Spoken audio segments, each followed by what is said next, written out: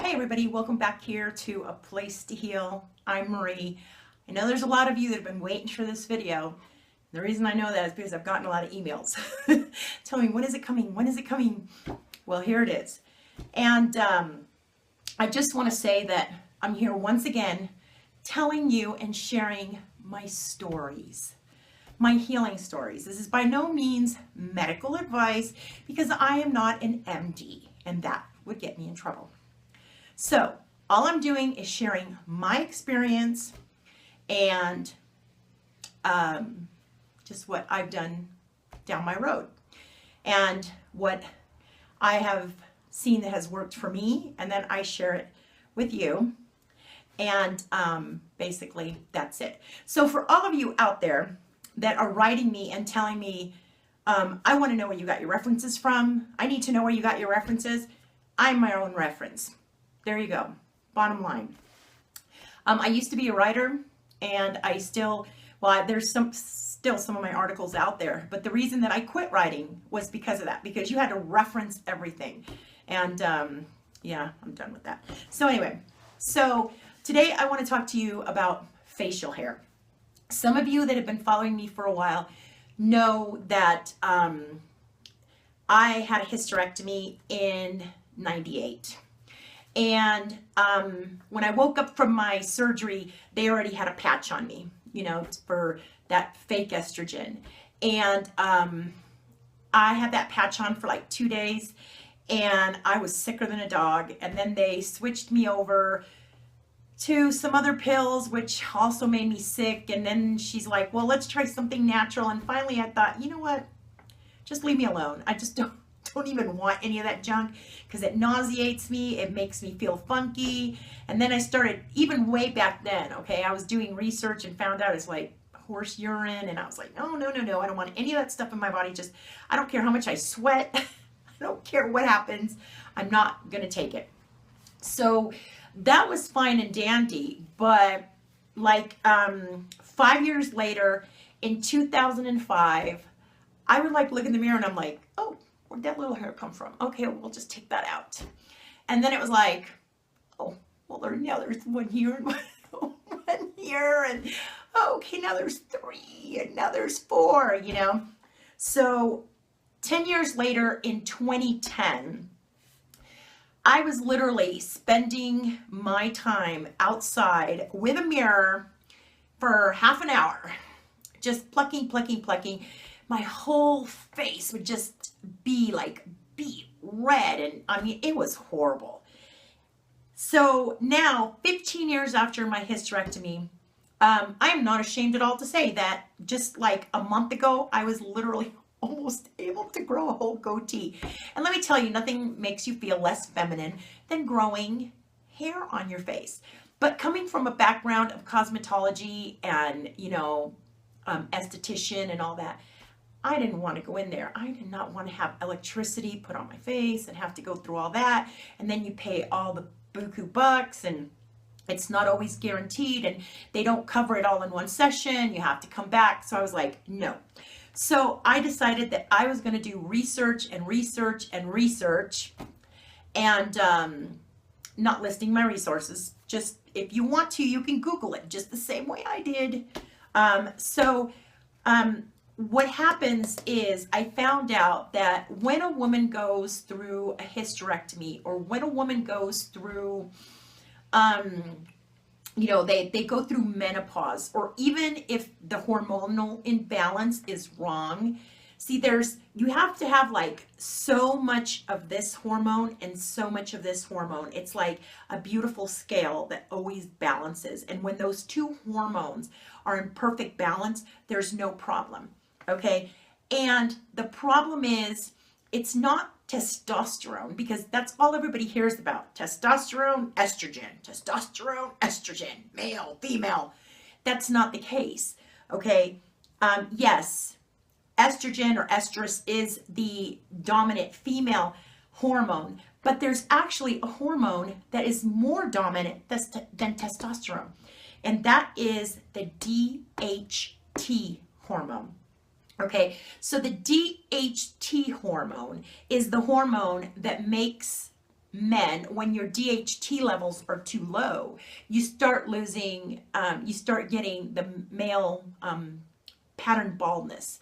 Okay, that's not taken into an account if you constantly wear baseball caps, okay? Because I used to have guys come in all the time and go, why am I losing my hair? And it's like right after they take off their baseball cap. When you constantly keep a baseball cap on your head, your follicles cannot get any air.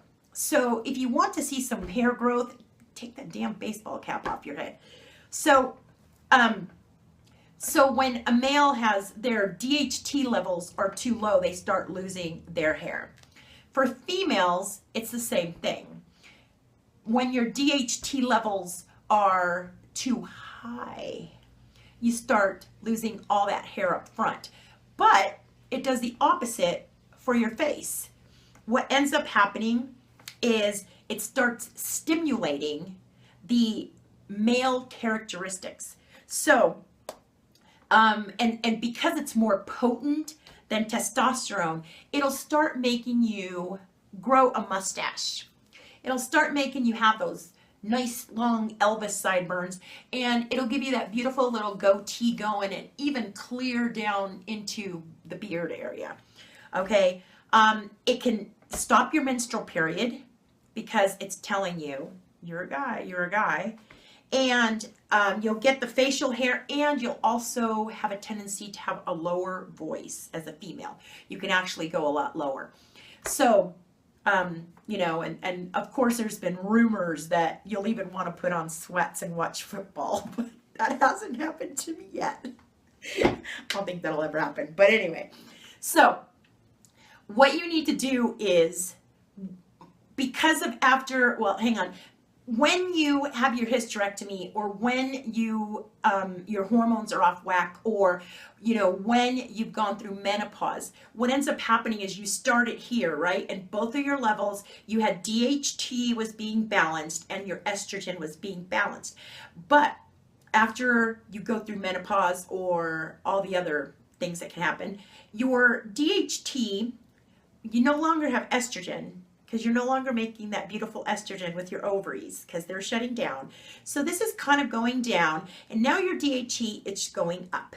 And every year it's going up and up and up. And you start getting more hair growth, your voice gets lower, more hair growth, your voice gets lower, you know, and now you're totally off balance, and that's why you're growing this hair. So I know you're out there going, okay, so how am I going to take care of this? All right, so the first thing you need to do is you need to start blocking that DHT hormone. You need to block it and start bringing it down and getting it down there so that the growth will slow down. So the way that the DHT blockers are, number one, saw palmetto. And I've always known this to be, or I always suggest this to men for the prostate gland. I've always known it as the prostate herb, but it blocks DHT. And what you want to do, this one is 500 milligrams. You want to take 1,500 milligrams a day of saw palmetto in order to block the DHT hormone and bring that back down. The second one that you want is ashwagandha. Ashwagandha is real. I love this herb. It's really great for the adrenals. And I buy it in a tincture form. I get it from Sprouts because it's a lot easier than even for me to make it. But I love it.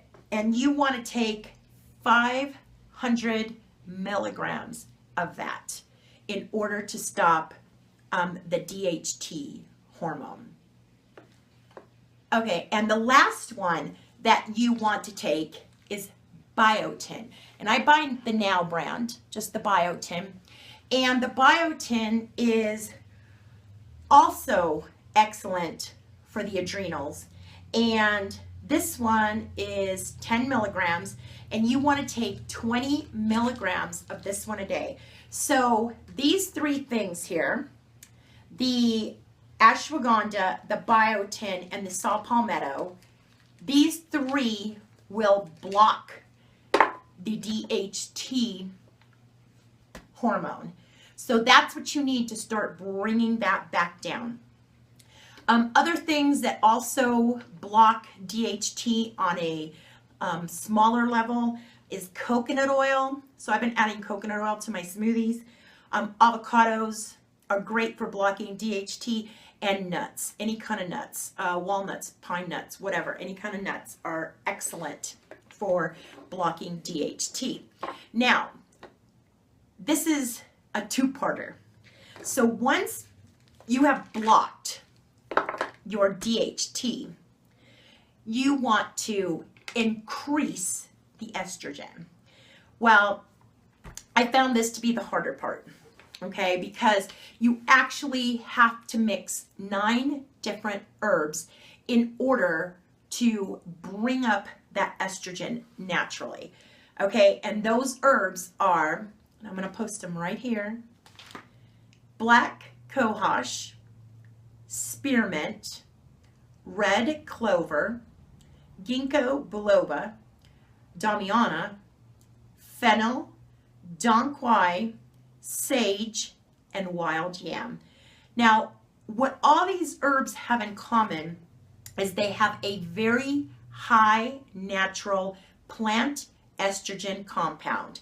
So they will higher your estrogen, they will pick up your libido, they will start to balance your hormones. So what I ended up doing, which was a real pain in the butt, was I bought all of these 9 herbs and I just threw them into my food processor. I whipped them up, I shredded them to death, and then I would just like take tablespoons and I made a huge jar, sort of like iced tea, and every morning I would drink, 8 ounces, and every night I would drink 8 ounces.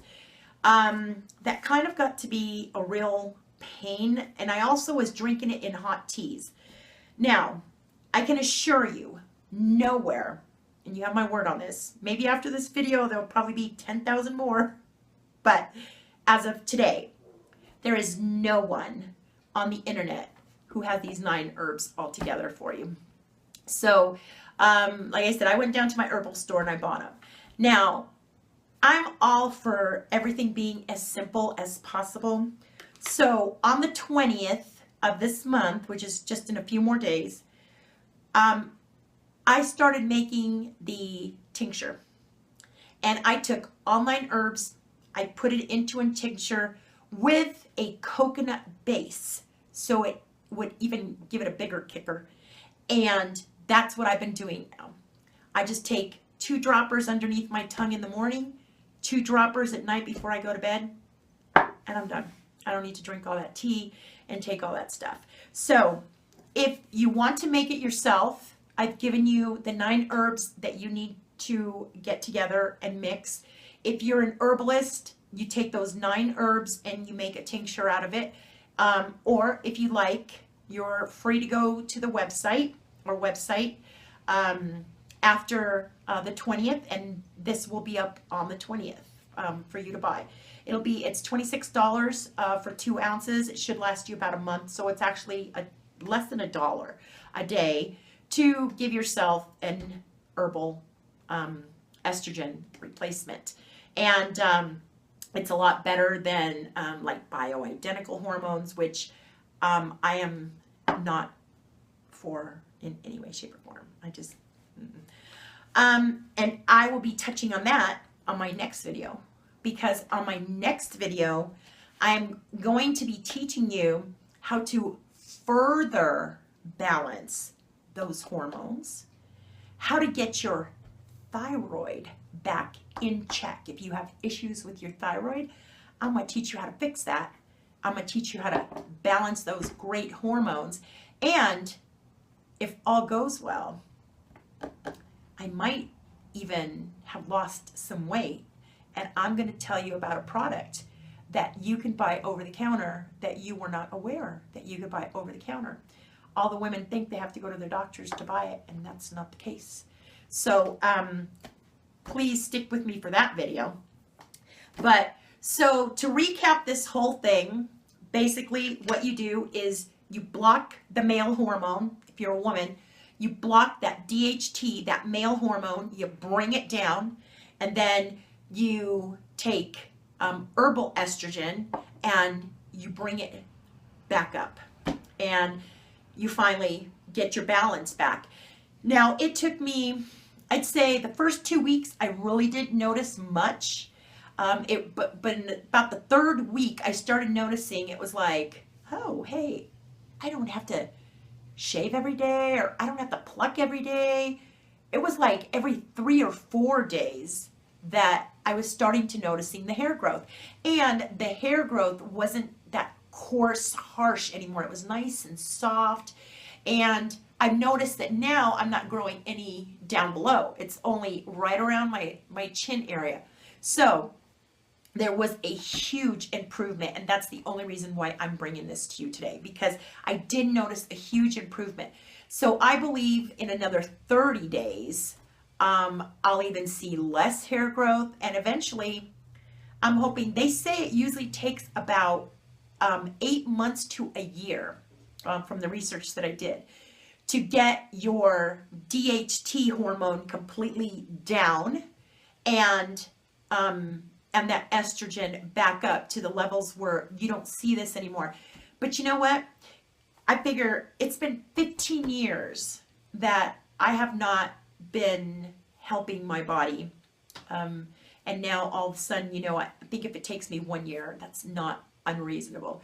Now, I do not believe in taking like estrus and taking that estrogen to keep promoting you know, those hormones, because to me that's craziness.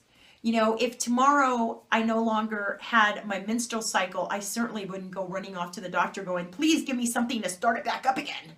You know, and that's basically, I mean, after you go through menopause, you should not be taking those fake hormones. I mean, your body would not be producing them. Your ovaries are starting to shut down. You would not be producing them. So there is no reason to keep putting them into your body. That just does not make sense to me at all. So I hope this video helps you as much as, or this information helps you as much as it helped me, because I was literally at my wit's end. You know, it's like I said, there's nothing worse than being a female and having to deal with, you know, turning on a razor or plucking every day. I mean, it's horrible, and it gets worse and worse and worse as the years go by, and one hormone goes down as the other hormone goes up. So, you know, if you're just now starting to experience the little hair, you know, get on it now. Don't wait like I did 15 years and go, wow, I really got stubble. I got 5 o'clock shadow. So you don't want that. So, but at least now I'm on the backswing, and hopefully I'm saying, I don't know, it's going away pretty fast. I'm really amazed. So, hopefully, you know, maybe in 2 or 3 months, I'll be lucky if I have to pluck once a week. So, like I said, after the 20th, you can pick up the 9 herbs. If you're an herbalist, make the tincture yourself, or you can always grab all 9 herbs. I would suggest mountainherbs.com. They have some of the best herbs on the internet, or just go to your local herbal store, get all 9 herbs, stick them in a food processor like I did, and just make yourself a pitcher of tea, and you can drink, you know, you can drink it in the morning and you can drink it at night before you go to bed, as long as you drink 8 ounces of the herbs, so you're stimulating those female hormones. All right, till next time, please like, please subscribe, and I will see you next video, or the video after that. I might pop one in there before that, but I will definitely be sharing how to get your thyroid to behave better, not behave better, but actually reverse any damages that you've done to your thyroid if you have thyroid issues. And for those of you wondering, I don't know if I have thyroid issues. If you sit there and your feet get so cold that you can't seem to warm up your hands and your feet in any way, shape, or form, you have thyroid issues. So make sure and join me. All right. Till next time, please stay happy, stay healthy, and embrace your feminine side by getting rid of all that freaking facial hair. Till next time. Bye-bye.